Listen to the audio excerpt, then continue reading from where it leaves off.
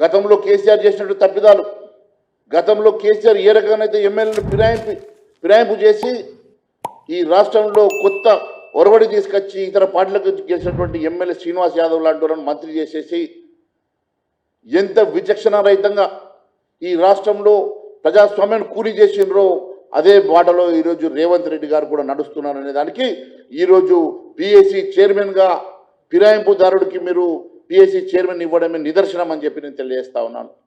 కేవలం ఈ రాష్ట్రంలో ట్యాక్సుల రాజ్యం తప్ప ప్రజారాజ్యం ఎక్కడ అవపడతలేదని చెప్పి నేను చాలా స్పష్టంగా తెలియజేస్తా ఉన్నాను.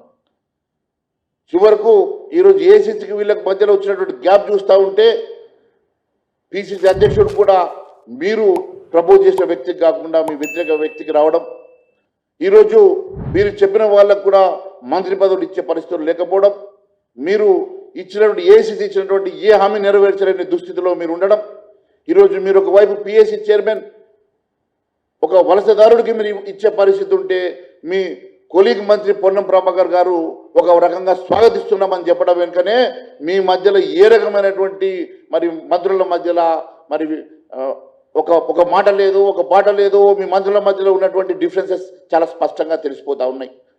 నేను ఒకటి అడుగుతా ఉన్నాను, మీ పని ఏ రకంగా ఉన్నదంటే ఆ రోజే చెప్పిన ఏ రకమైన ఆరంభ శూరత్వం అవుతుంది హైడ్రా అని చెప్పినో అదే మాదిరిగా ఈరోజు ఆరంభ శూరత్వం అయింది హైడ్రా.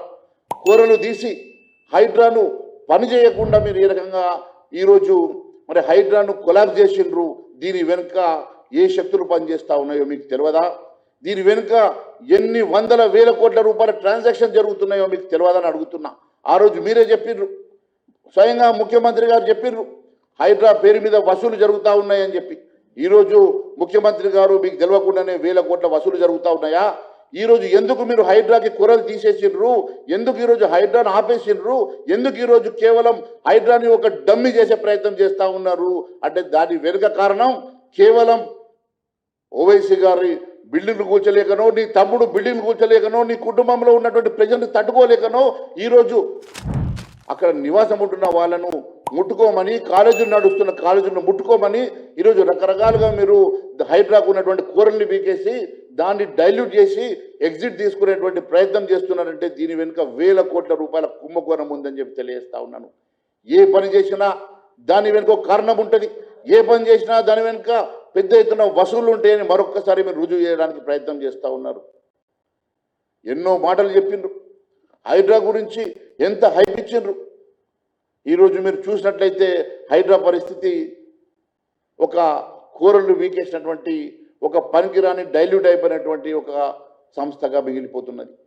మీరు ఏ పని చేసినా కూడా రేవంత్ రెడ్డి గారు ఆ రోజే చెప్పిన హైడ్రా ఆరంభ శూరత్వం అవుతుందని చెప్పిన ఈరోజు అదే మాదిరిగా ఆరంభ శూరత్వం అయింది హైడ్రా. ఈరోజు ఒక మరి డంబీ చేసేసినటువంటి ముఖ్యమంత్రి గారు దీని వెనుక కారణాలు కూడా ప్రజానీకానికి చెప్పాల్సిన అవసరం ఉందని తెలియజేస్తా ఉన్నారు. ఏ కార్యక్రమం చేసినా ఈ రకంగా ఈరోజు తెలంగాణ రాష్ట్రంలో ఏ కార్యక్రమం తీసుకున్నప్పటికీ దాని వెనుక ఒక మతలబు లేని కార్యక్రమం ఉండలేదని చెప్పి ప్రజల్లో ఒక భయాందోళన పరిస్థితి ఏర్పడతా ఉన్నది. కేవలం 7 నెలల లోపలనే ఈ 7-8 నెలల లోపలనే ఈ రాష్ట్ర ప్రభుత్వం పూర్తిగా వైఫల్యం చెందిందంటే దీని వెనుక మీ మధ్యలో కోఆర్డినేషన్ లేకపోవడం, మంత్రుల మధ్య సఖ్యత లేకపోవడం, మీ లోపల ఒక ప్లానింగ్ లేకపోవడం, ఇదంతా కూడా ఈరోజు ఈ రాష్ట్రానికి ఈ ప్రభుత్వం వల్ల జరుగుతున్నటువంటి నష్టం అంతా ఇంత కాదని చెప్పి మరొకసారి తెలియజేస్తున్నాను.